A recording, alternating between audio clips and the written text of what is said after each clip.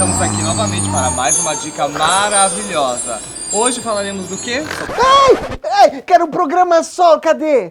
Ai, gente, tive um pesadelo que apresentava um programa no Entertainment Television todas as segundas-feiras às 10 da noite, com a Ícaro e com a Penélope. Gente, que pesadelo. Mas ai, vamos começar.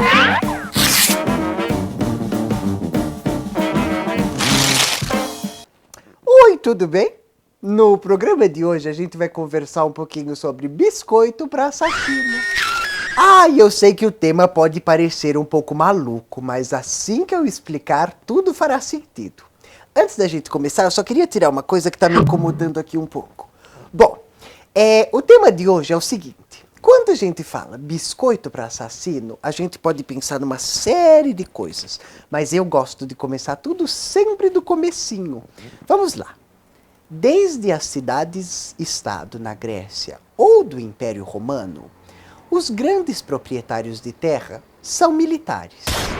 Sim, quando a gente pensa na classe detentora da terra e na linha da história do tempo, a gente vai da cidade-estado na Grécia até o Império na Roma, até as famílias reais e as classes de nobreza na Europa feudal. O que todas elas têm em comum? Eles são uma espécie de classe que protege uma população local em troca de nada além de servidão eterna, impostos sendo pagos e o cultivo da terra deles mesmos.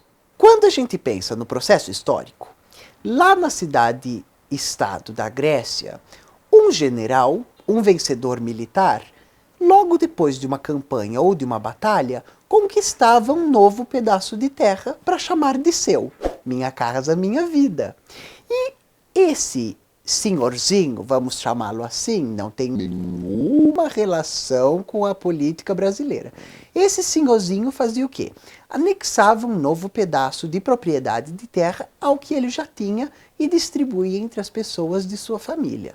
Era assim na cidade-estado grega, no Império Romano e na Europa. Eu estou revisando esses nomes para que fique bem claro aonde eu quero chegar.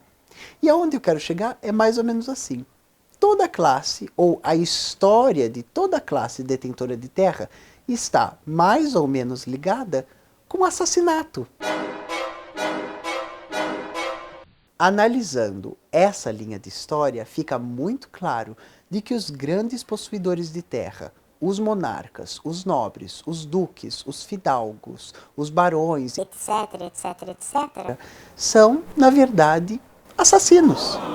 O que o nosso processo histórico faz, de uma certa forma, é apenas normatizar e normalizar o assassinato como uma forma de despólio, de desapropriação de terra e de incorporação a um grande poder. Quando a gente elenca os patrícios, os generais, os senhores feudais, nobres e monarcas europeus, chegando até as capitanias hereditárias no Brasil, a gente entende mais ou menos de onde vem o poder dessas grandes famílias. Aliás, queria mandar um beijo para os Costa Dória, tá bom?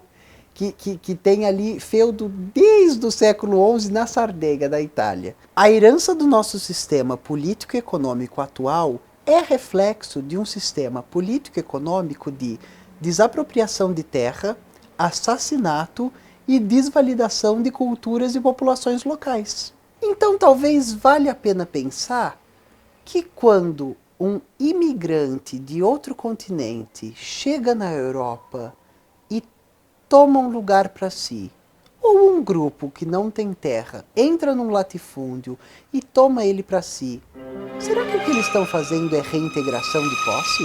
O mundo é mesmo um grande lugar injusto e talvez lançar um olhar assim sobre a história nos ajude a tomar lado nas discussões e entender exatamente o que é o poder, de onde ele vem e onde está o laço histórico dele. Bom, gente, então é isso. Da próxima vez que vierem pra cima de vocês com essa história de nobre, nobreza, família quatrocentona, lembrem-se que a gente pode estar, na verdade, apenas falando da trajetória de grandes assassinos. Bom, é isso. Eu vou voltar a dormir que tá muito tarde. Um beijinho, até a próxima. Tchau!